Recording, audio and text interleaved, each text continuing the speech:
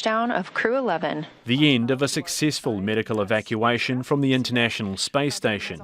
The capsule carrying all 4 crew splashing down in the Pacific Ocean. Dragon, it's so good to be home. With deep gratitude to the teams who got us there and back.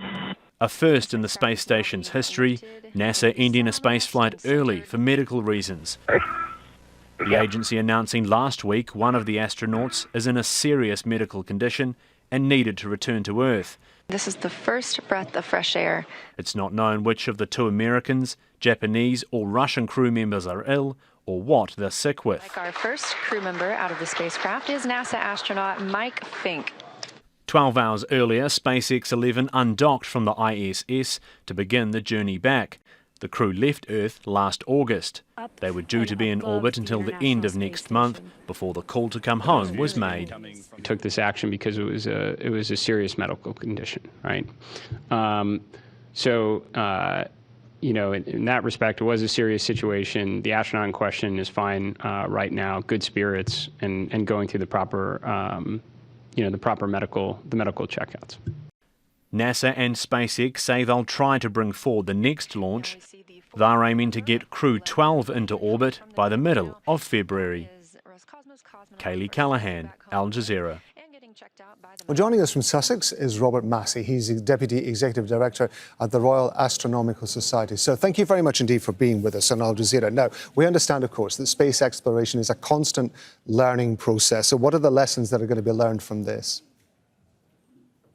I mean, look, this isn't the first medical evacuation. You know, the Soviet space program, for example, had to do that in the past. I think it was an evacuation way back in 1985 of a crew member from a Soyuz mission. So it's not the first time this has happened. And if you think about it, if you send people into space for a long period of time, typically 6-month stints, then the odds are that if you're doing that, in this case, for 25 and more years, that you're going to have a situation like this. So I think for me, it's more just a demonstration of the fact that these things have to be planned in. This seems to have worked pretty well. It does leave the space station a bit understaffed for a while, although there is a mission due to go up around about the middle of next month. SpaceX Crew 12 are supposed to go to the space station at that point, at which point it should presumably be able to resume full operations. So, you know, to my mind, it's more, well, look, if you travel, if you do a long duration mission, odds are at some point you're going to face medical conditions that have to be addressed, and in many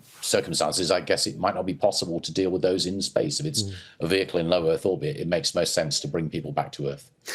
Correct me if I'm wrong. My understanding is that there is a fairly basic level of medical equipment on board the ISS, plus medications as well. Do you think that that is something that they're going to be looking at going forward, given the fact that also, of course, the age of the astronauts that are now traveling into space is getting older? There may be additional concerns and age-related concerns where those are concerned that might have to be treated on stations like this, and of course on further missions as well. Yeah, I mean, look, I suppose you can have, of course, you would have basic medical equipment on board the space station because minor injuries and so on you want to treat there. There are maybe, emergency issues and so on.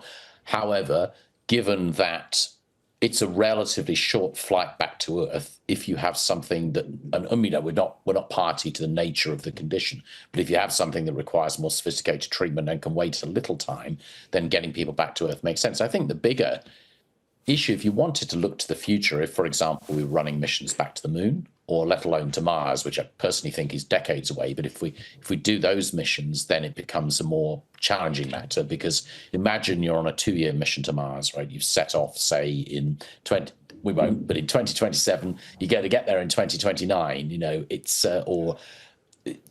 it's really then going to be, it's a 6-month, a 2-year mission in total, but, you might return to Earth in 2029.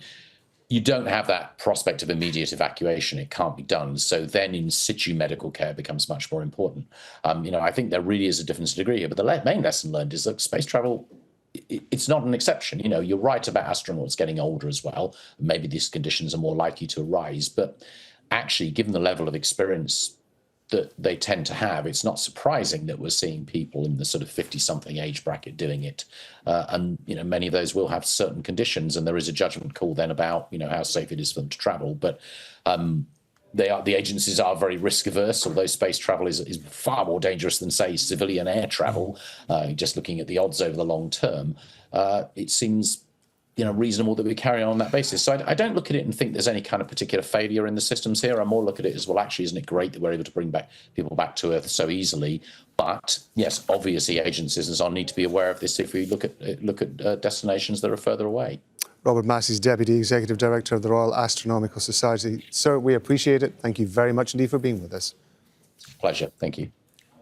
Don't miss out and get the full picture. Subscribe to Al Jazeera for reliable news and expert insights. Like, share, stay ahead.